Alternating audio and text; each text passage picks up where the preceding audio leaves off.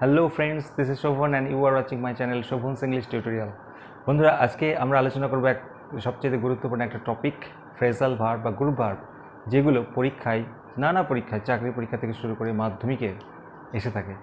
আজকে আমরা সিলেক্ট করেছি 50 থেকে 60টি ফ্রেজাল ভার্ব যেগুলো করে গেলে মাধ্যমিক পরীক্ষায় 100% কমন পাওয়া যাবে। শুধু তাই নয়, যে কোনো চাকরি পরীক্ষাতে অনায়াসে কমন পাওয়া যাবে। তো চলুন আজকে আমরা পার্ট 1 ভিডিওতে প্রথম 10টি আলোচনা করে থাকি। বন্ধুরা সবার প্রথমে ডিস্ট্রিবিউট মানে বিতরণ করা, এটার ফ্রেজাল ভার্ব কী হবে বন্ধুরা? Give away. গিভ অ্যাওয়ে মানে বিতরণ করা, ডিস্ট্রিবিউট মানে বিতরণ করা। বন্ধুরা বইতে একটু অন্যভাবে দেওয়া থাকে, উল্টো দিক থেকে দেওয়া থাকে, যেটা মুখস্থ করতে অনেক কষ্ট হয়। তো আজকে আমরা অন্যভাবে করব। প্রথমে যে নেব ডিস্ট্রিবিউট মানেটা হচ্ছে বিতরণ করা, তার ফ্রেজাল ভার্ব গিভ অ্যাওয়ে। এক্সাম্পলটা কীভাবে থাকতে পারে বন্ধুরা? The president distributed the prizes. ডিস্ট্রিবিউটের নিচে দাগ দেওয়া থাকবে, তাহলে আমাদের ওটা সঠিক ফর্মে বসাতে হবে। যদি পাস্ট টেন্সে থাকে তাহলে আমাদের এটা পাস্ট টেন্সে বসাতে হবে। যদি কন্টিনিউয়াস টেন্সে বা প্রেজেন্ট কন্টিনিউয়াস বা পাস্ট কন্টিনিউয়াসে থাকে তাহলে সেই ফর্মটা বজায় রেখে করতে হবে। এরকম যেমন the president distributed the prices, এক্ষেত্রে গিভ অ্যাওয়ে, গিভের পাস্ট ফর্ম বন্ধুরা গেভ, তাই গেভ অ্যাওয়ে কথাটা ইউজ করতে হবে। 2 নম্বর রিমেম্বার মানে স্মরণ করা বা মনে করা, এটা phrasal verb call up. Call up মানে স্মরণ করা। বন্ধুরা রিমেম্বারের পরিবর্তে অনেক সময় রিকল থাকতে পারে। রিকল মানেও স্মরণ করা। তাহলে যেটাই থাক না কেন আমাদের ফ্রেজাল ভার্ব হবে কল আপ। এরকম থাকতে পারে I can not remember the fact, ঘটনাটি আমার মনে নেই। তাহলে রিমেম্বারের জায়গায় আমরা কি করব? Call up. খুব সোজা। নেক্সট আন্ডারস্ট্যান্ড মানে বুঝতে পারা, এটা ফ্রেজাল ভার্ব বন্ধু মেক আউট। মেক আউট মানে আন্ডারস্ট্যান্ড। এক্সাম্পল কীরকম থাকতে পারে? I can not understand your words, আমি তোমার কথা বুঝতে পারি না। তাহলে এক্ষেত্রে আন্ডারস্ট্যান্ডের জায়গায় আমরা লিখব মেক আউট।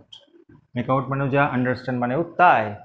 নেক্সট রিসেম্বল, বহুবার এসেছে মাধ্যমিক পরীক্ষায় এবং যে কোনো পরীক্ষায়। রিসেম্বল মানে অনুরূপ দেখতে বা একই রকম দেখতে।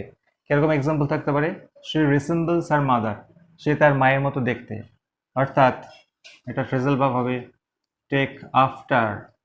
খুবই ইম্পর্টেন্ট, টেক আফটার। এখানে যেহেতু রিসেম্বলস আছে, আমরা এখানে বন্ধুরা টেক্স আফটার কথাটা ইউজ করব, টেক্স আফটার। 5 নম্বর টলারেট বা এন্ডিওর। টলারেট মানেও সহ্য করা, এন্ডিওর মানেও সহ্য করা, যে কোনো একটা থাকতে পারে। সহ্য করার phrasal verb put up with বা বিয়ার উইথ।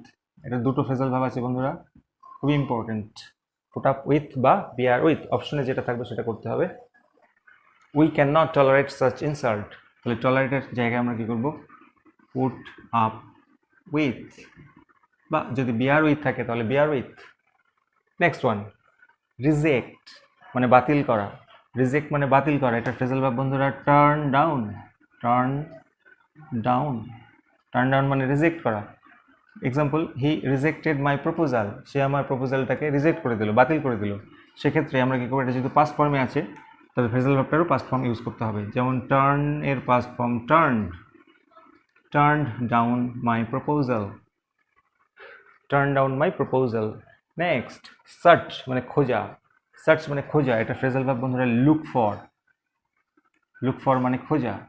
এখানে এক্সাম্পল এখানে কি আছে? I am searching for a job, আমি একটা চাকরি খুঁজছি। তাহলে সার্চিং ফর, যেহেতু একটা আইএনজি আছে, আমরা এখানে ভার্বের সাথে আইএনজি যোগ করব, লুকিং ফর। সার্চিং ফর এর পরিবর্তে করব looking for. I am looking for a job means I am searching for a job, same thing. Next one hate মানে ঘৃণা করা। বন্ধুরা ঘৃণা করা ইংরেজি আমরা সবাই জানি হেইট, কিন্তু এটা ফ্রেজাল ভার্ব কি? Look down upon. Look down upon মানে ঘৃণা করা। যেমন do not hate the poor, গরিবদের ঘৃণা করো না। তাহলে এটা কি হবে? Do not look down, look down upon the poor, do not look down upon দি পোর। 9 নম্বর বন্ধুরা কনসিল মানে লুকানো বা হাইড হতে পারে। কনসিল মানেও যে, হাইড মানেও তাই, লুকানো। এটা ফ্রেজাল ভার্ব কি বন্ধুরা? কনসিল বা হাইডের ফ্রেজাল ভার্ব হচ্ছে হোল্ড ব্যাক।